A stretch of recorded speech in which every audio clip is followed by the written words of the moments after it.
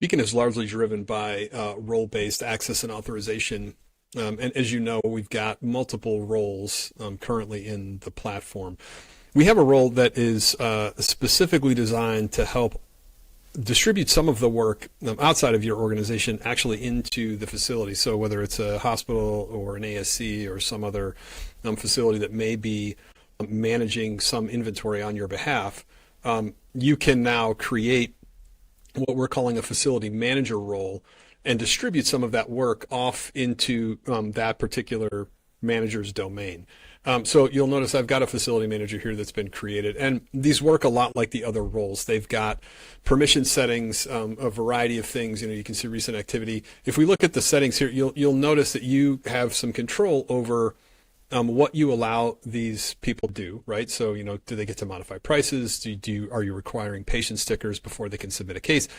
This is an especially important one. Are you giving them access to a forward stocking location to quick transfer inventory? Now, the other thing to remember is this facility manager can actually hold inventory. So let's say, you've got interventional cardiology equipment that you may store at a cath lab. You can put that inventory in the custody of this facility manager, and the facility manager can be the one to create the cases. Basically, they would assign the cases to themselves, and then they would have access to any inventory that is in their custody, or they can quick transfer inventory from a forward stocking location and use it in a case. So that's a pretty important feature. Obviously, you have to turn that on to allow them to do that. And then this is the other critical component is they need to be assigned, because basically, you've got various assignments.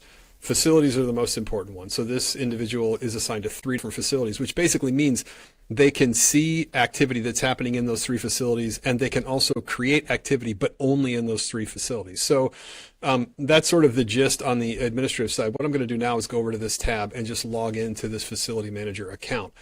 And so you'll notice I can go into events here, and I'm seeing a wide variety of events, but many of these events are actually not assigned to this facility manager.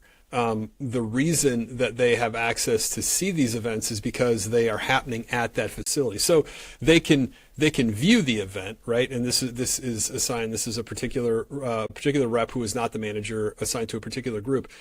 This happened at the hospital that they happen to be at, so they can see it. They can't take any action, though. I mean, they can't make any changes, but they can see sort of the general, they can make a comment if they want to, but they can see the general details about the case, but there is no way for them to sort of add inventory or manage inventory in this case.